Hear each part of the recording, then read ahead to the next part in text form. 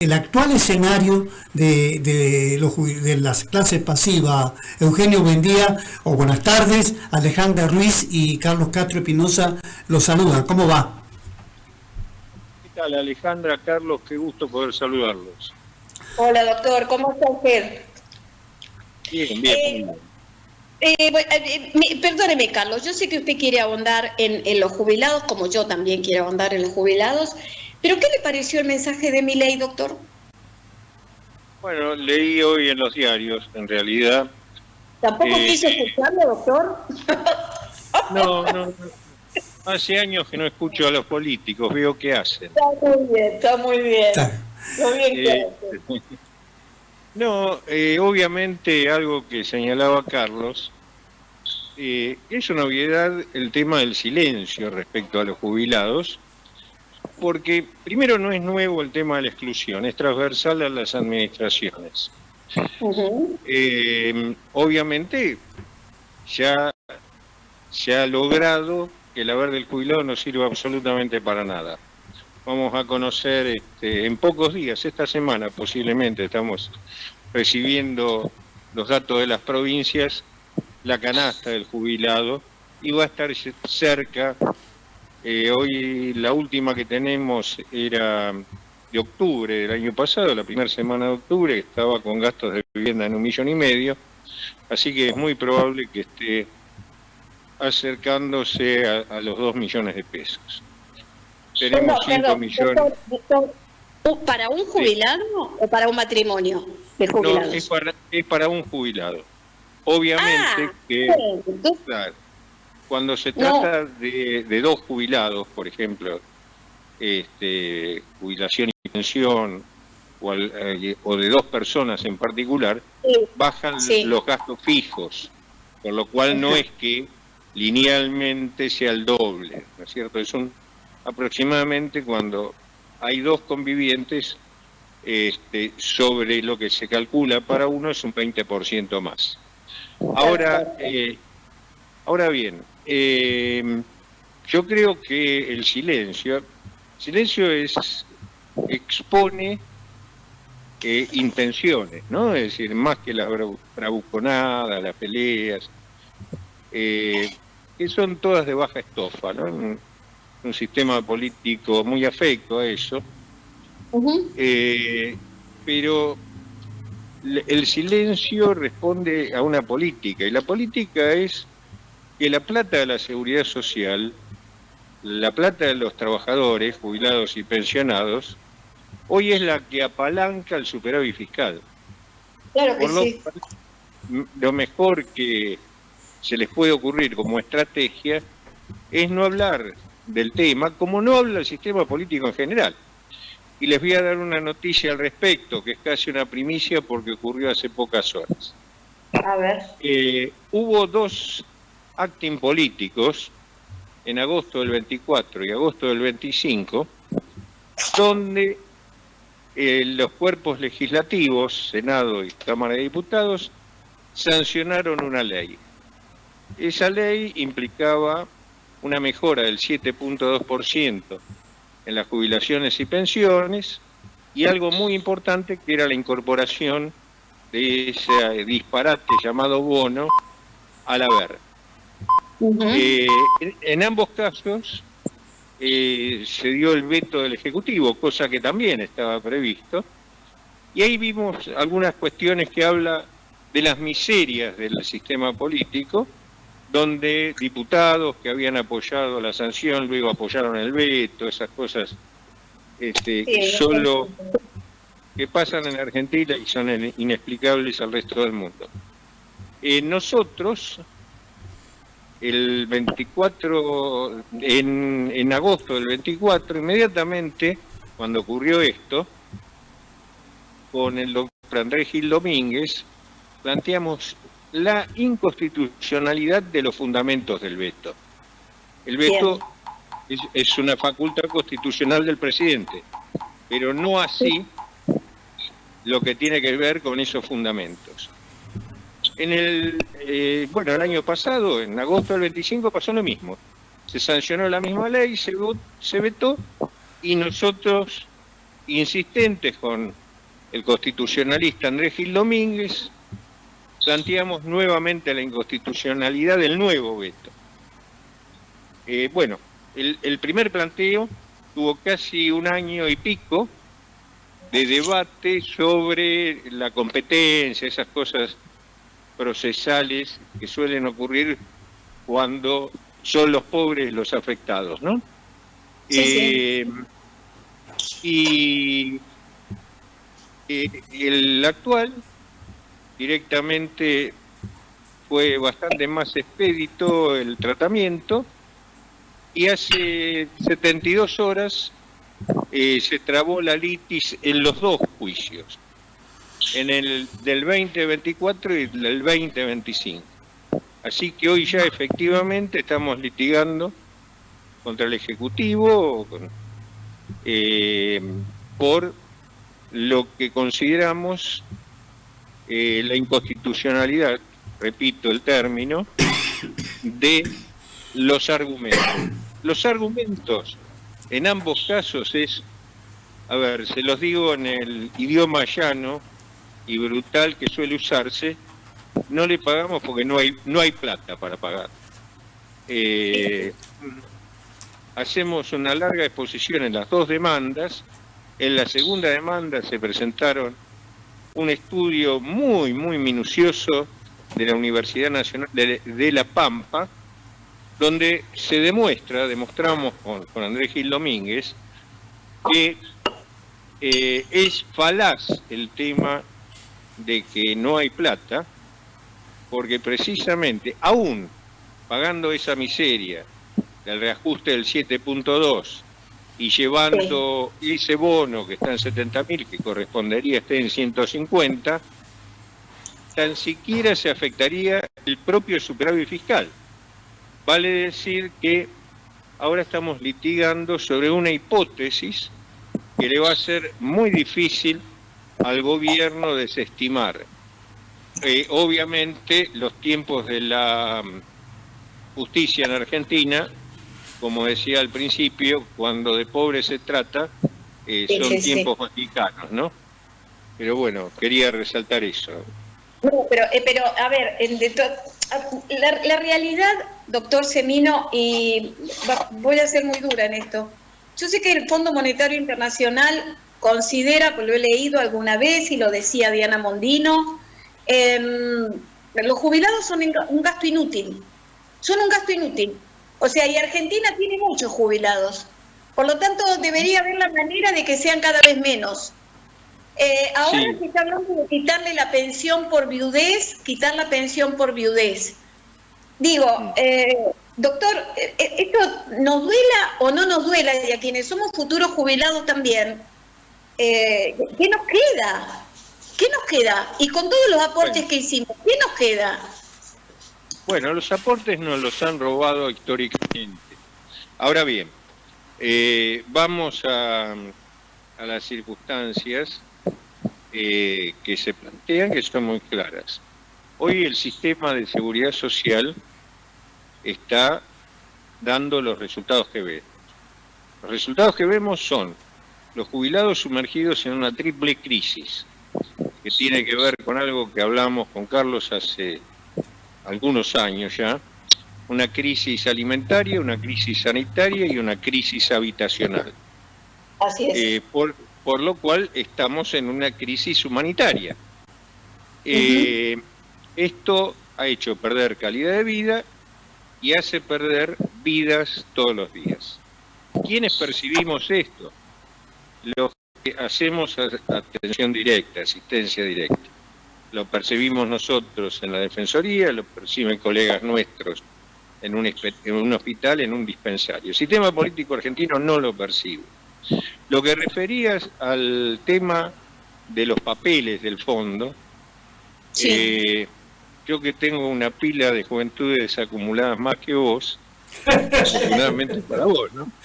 No creo, yo lo disimulo, no creo. Me tocó participar en los 90, inclusive judicialmente, planteando lo que fue la privatización y demás, ¿no? Es decir, nos opusimos, hicimos denuncias a nivel nacional e internacional al respecto, y las cosas que decía al fondo son exactamente las mismas. La política del usurero es siempre la misma. ¿Saben cuál era la excusa? Hay que sacar la plata de la cúspide de la pirámide demográfica, es decir, de los más viejos, y hay que aplicarla a la base de la pirámide, es decir, a los niños, a los más jóvenes. Bueno, lo que vimos en un fenómeno que es muy parecido a este, que se la llevaron del vértice de la pirámide, nunca se aplicó la base y se la llevaron para afuera. Exactamente, no una ni la otra. O sea, porque estamos como cuando vinimos a España, como decía mi abuelo, pobre. No, y se repite la historia, porque fíjese, en el año 94-95, el dúo Menem-Cavallo, ambos denunciados penalmente por quien habla, también sin éxito, lo que hicieron es bajar casi 8 puntos de las contribuciones patronales, de los cuales se recuperaron a nivel histórico un 60-70%. Pero es lo mismo que se plantea ahora con el FAL. Algunos de mi edad recordarán que se le llamaba así FAL al fusil, ¿no? El fusil automático liviano. Bueno, hoy se está hoy se le está aplicando eso a los jubilados, ¿no? El resultado del FAL. Qué justo el nombre que le ha puesto doña Patricia Bullrich. Perdóneme que la nombre, pero es que yo me acuerdo la dupla Menem-Cavallo de la que usted hablaba, y verla sentada una Patricia Bullrich. Mire, para que usted vea que yo no soy, usted no me lleva tantos años, a un Bernardo Neustadt y Grondona, cuando Patricia Bullrich les decía, bueno, pero alguien tiene que pagar esto. Alguien tiene que pagar esto. Y recordarle a los jubilados. Y sí, todos tenemos que poner de nuestra parte. Todos. Y así lo decía Patricia Bullrich. ¿Se acuerda, doctor? Sí, por eso estamos refiriendo a los 90, ¿no? Porque ahora se habla de la marcha de los jubilados, y no es ningún fenómeno nuevo, desgraciadamente. Y habla de un país sin proyecto. ¿Por qué? Porque en estos 40 años que estoy refiriendo, los modelos de seguridad social en el mundo fueron evolucionando y están evolucionando al día de hoy. Países que tienen un ingreso de los jubilados muchísimo más alto que el nuestro están viendo cómo reformulan su sistema en razón de los cambios de los modelos productivos y de la longevidad. Cuando nací yo y Carlos, siglo pasado obviamente, la expectativa de vida era de 60 años. Hoy en Argentina, que está muy atrasada respecto a Latinoamérica, es 76 años, y estamos en una ventana demográfica, vamos a un aceleramiento que se va a dar en la próxima década, que posiblemente esa expectativa esté alrededor de los 86 años, de los 80 años. Así que ante este fenómeno, lo que se plantea, las políticas son regresivas. No se fomenta lo que es la posibilidad del trabajador, jubilado o activo, a participar en la reproducción de la riqueza a partir del consumo, sino todo lo contrario. Se le saca lo que tiene en el bolsillo o se le saca lo que tiene aportado a través de una vida. Lo hicieron todos los gobiernos, desgraciadamente. Respeto las simpatías que pueda tener cada uno en las distintas opciones políticas. Yo no hago política, no sé de política, pero los gerontólogos, los viejólogos, los geriatras, sí, desgraciadamente vemos los resultados de las políticas a través del tiempo, ¿no? Sí, Sí, estaba escuchándolo atentamente a Eugenio, mientras también compartía algunos testimonios de la gente que nos escribe apenas empieza a hablar. Eugenio, siempre la gente está interesada en preguntar cosas, algunas de extrema actualidad y otras que tienen que ver con la historia de jubilados y pensionados. Y la pregunta que me hacen, Eugenio, es que en estas presentaciones en la cual ya están trabajando, como lo hacen ustedes siempre defendiendo a la clase pasiva, me parece que va a ser muy oportuna porque Milei quiere llevarse todo por delante, inclusive hace cosas que están en la Constitución y no las puede presentar, hace cosas y anuncia cuestiones y pelea con mucha gente porque no sabe cómo gobernar. Y el tema que pregunta la gente, ¿qué va a pasar con tantos ajustes que te ha tocado presentar y que no le han dado pelota, pero que la chatura que tienen los jubilados, tanto de la, digamos, aquellos que tienen la mínima y otros que no son tan mínimas, pero tampoco son tan superiores, el caso Badaro, por ejemplo, me parece que está, bueno, ¿y para qué vamos a hablar del bono de 70.000 pesos que viene hace un montón y que tampoco se ajusta a si en algún momento le tocó al defensor de la tercera edad decir, no, muchachos, este aumento, métanlo directamente en el sueldo, no aprovechen el bono para darlo en forma salpicada, para que no le sirva a nadie, y déjense de joder con el tema medicamentos, y déjense de bromar también con las cuestiones de la salud. Hay jubilados que directamente no se asisten porque no hay cobertura en PAMI, y lo peor, ¿no? Van renunciando, como en San Juan ya tenemos el delegado de acá de San Juan del PAMI, ya renunció, que es el doctor Claro, y me parece que por eso también pasa la pregunta de la gente, doctor, ¿no? Ni duda, por eso cuando señalamos la triple crisis y planteamos lo sanitario, tiene que ver con esto. No hay atención en tiempo y forma del jubilado, hay imposibilidad de acceder al medicamento aún con descuento, y esto implica sufrimiento, implica los peores resultados, como decía, pérdida de calidad de vida y pérdida de vida, ¿no es cierto? Claro. Así que estamos ante esta situación. El bono nosotros lo judicializamos en el mes de agosto del 2022. Cuando empezó a existir y no pudimos avanzar judicialmente, pero planteábamos algo muy simple, que es lo mismo que seguimos planteando hoy, que se incorpore al haber. Si el bono se hubiese incorporado al haber, hubiese seguido por lo menos actualmente el decurso de la inflación, es decir, sería por lo menos el doble. Sé que no resuelve la cuestión de fondo porque la pérdida es monumental, pero no estaríamos en esta situación que cada vez el jubilado pierde más, ¿no? Doctor, la última por mi parte. Sabemos que hay, porque hay cuestiones que por eso yo tampoco, como periodista debería haberlo escuchado, pero no, ya me niego, la verdad, porque ya me niego. Pero al presidente digo, hay cuestiones que son inentendibles. Está hablando de que la industria está creciendo, se han creado fuentes de trabajo, ha caído el desempleo en la Argentina. Obviamente me está contando el país de Alicia, ¿no? Como un país de maravilla, que no es el nuestro. No es el nuestro en realidad. Están cerrando 1.500 por lo menos en lo que es Cuyo. Este es un dato que tenemos de Cuyo. 1.500 entre almacenes y supermercados chicos por día.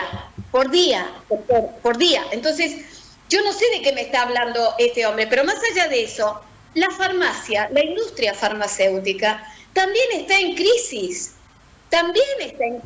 Y está en crisis porque en gran parte el PAMI no paga tampoco. Entonces, Así es. ¿de qué país me está hablando este hombre? Digo, y si él no acepta el país en el que estamos viviendo todos los argentinos, difícilmente cambie la situación. No hay peor ciego que el que no quiere ver, doctor. Ese es el tema. Yo creo que hay que horadar la piedra, hay que seguir diciendo la verdad, hay que seguir comunicando. El problema del medicamento no es la farmacia, obviamente, es la industria del medicamento, que es una actividad cartelizada y que viene manteniendo al sistema político desde hace muchísimos años en sus diversas expresiones electorales. Por eso tenemos medicamentos que están 3, 4, 5 veces por encima de lo que está ese mismo específico en Uruguay o en Chile. No lo refiero a países de Europa, porque bueno, el medicamento del jubilado se entrega gratis. ¿Por qué? Porque es el mejor negocio para el Estado.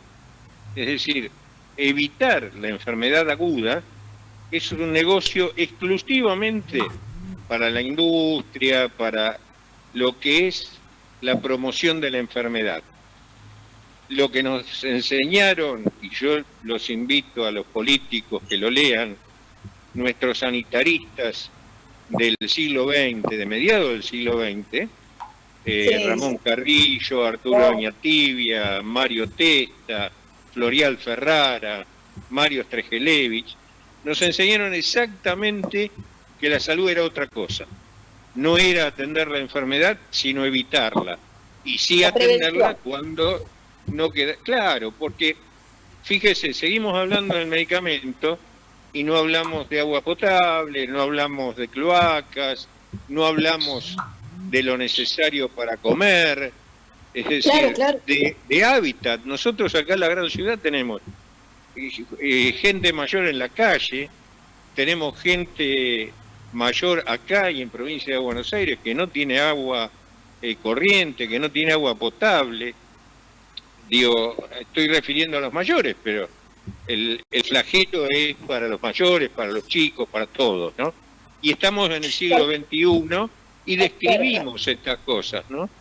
Así que bueno, me parece es una tarea de todos horadar la piedra, ¿no?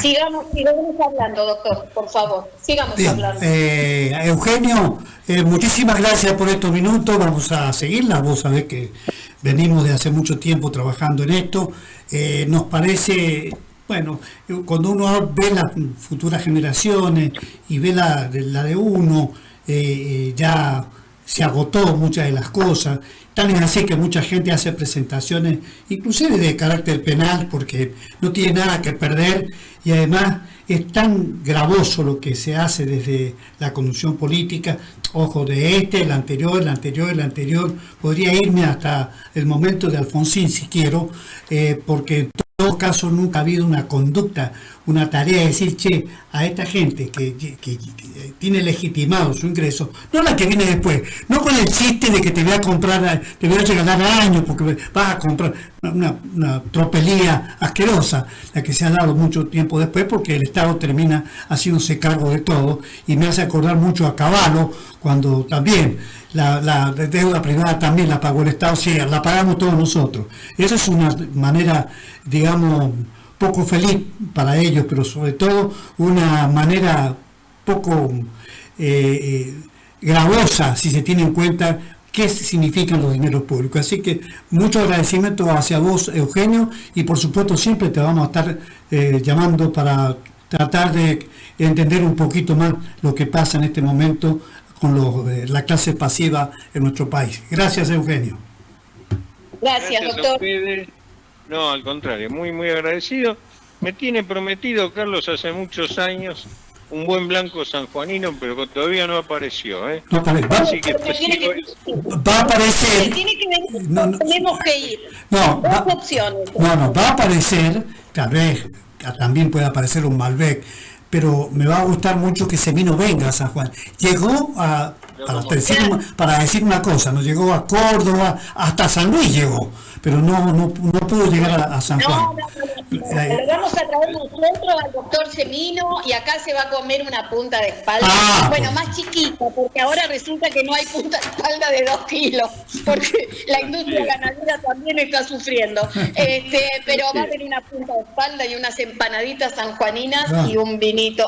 ¿Te gusta el vino blanco a usted, doctor? En su orden, blanco, tinto. Si es grande, mejor.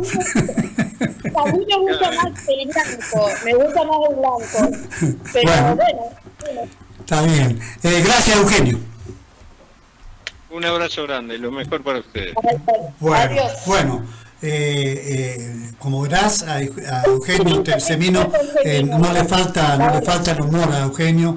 Y está bueno, y quiero que visite San Juan, y cuando venga va a venir a esta casa nuestra, Eugenio, porque es una persona que conoce perfectamente bien quién son aquellos comunicadores que están dispuestos a defender a rajatabla a un sector pasivo que lo tienen absolutamente abandonado. Bueno, y como dice él, pasan vida, y ley y sin multa.